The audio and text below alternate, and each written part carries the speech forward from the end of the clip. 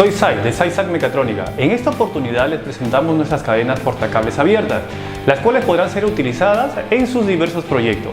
Contamos con las siguientes medidas: 7×15 y 10×20, usadas en cajeros automáticos, servidores, casinos e impresoras 3D.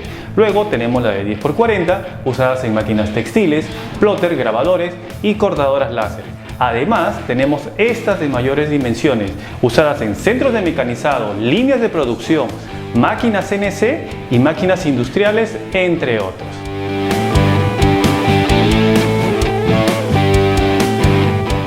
Ok, ahora les mostraré cómo podemos unir dos de esas. Lo único que necesitaremos será un desarmador plano.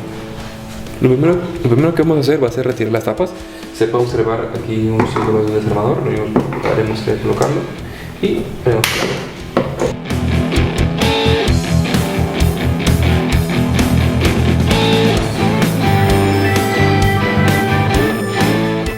Ahora vamos a retirar estas tapas.